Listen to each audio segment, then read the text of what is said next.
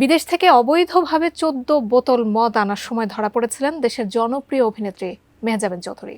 এই সময় তার সঙ্গে ছিলেন স্বামী আদনান আল রাজীব এবং চলচ্চিত্র পরিচালক শঙ্খ দাশগুপ্ত।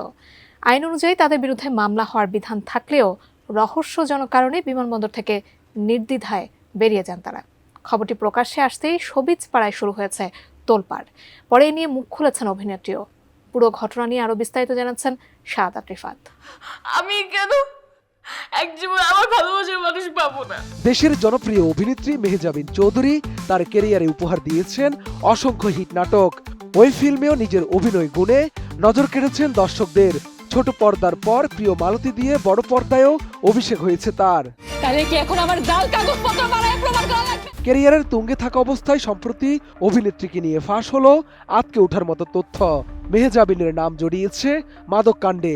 খবরটি প্রকাশ্যে আসার পর তোলপাড় শুরু হয়েছে সবিজপাড়ায়। মূলত গত বছরের ১৭ আগস্ট ব্যাংকক থেকে ফেরার সময় অভিনেত্রী মেহজাবিন চৌধুরীর লাগেজ থেকে ১৪ বোতল মদ পাওয়া গিয়েছিল বলে অভিযোগ উঠেছে। তবে বিষয়টি সম্প্রতি জানাজানি হয়েছে। অভিযোগ উঠেছে বিমানবন্দরে সেই মদ জব্দ করা হলেও এ বিষয়ে কোনো আইনি ব্যবস্থা নেওয়া হয়নি। প্রভাবশালী কেউ একজনের কারণে কাস্টম কর্তৃপক্ষ কোনো ব্যবস্থা নেয়নি। সম্প্রতি এই খবর প্রকাশ্যে আসতেই তোলপাড় চলছে।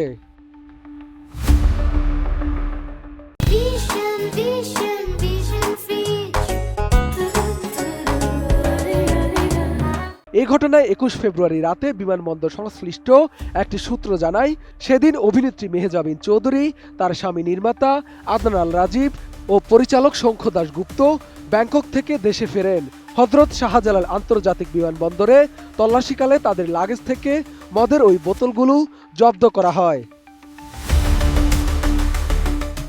সূত্রটি আরও জানায়, নিয়ম অনুযায়ী গ্রিন চ্যানেল পার হওয়ার সময় কাস্টমস তল্লাশিতে লাগেজ থেকে মোট ১৪ বোতল মদ উদ্ধার করা হয়। তবে জব্দের পরেও রহস্যজনকভাবে তাদের বিরুদ্ধে কোনো আইনগত ব্যবস্থা নেওয়া হয়নি।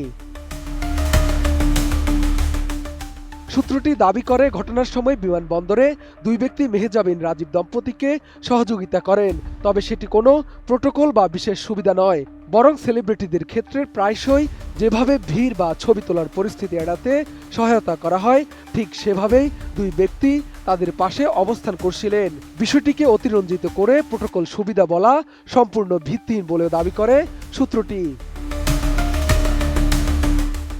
এদিকে মাদকদ্রব্য নিয়ন্ত্রণ আইন অনুযায়ী বাংলাদেশে পাসপোর্টধারীদের এভাবে মদ বহন সম্পূর্ণ বেআইনি ও দণ্ডনীয় অপরাধ। জব্দকৃত মালামালের বিপরীতে কাস্টমসের দায়িত্বপ্রাপ্ত কর্মকর্তা ডিও প্রস্তুত করেন, যা অবৈধ পণ্য আটকের ক্ষেত্রে ব্যবহৃত একটি আনুষ্ঠানিক ডকুমেন্ট।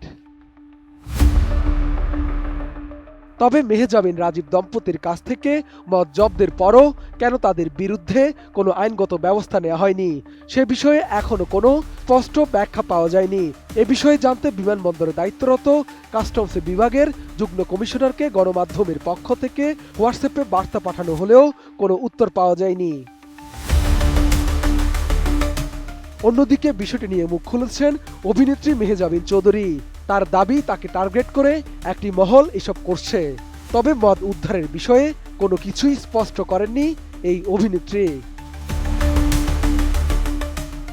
শাহাদাত রিফাত, এটিএন নিউজ, ঢাকা।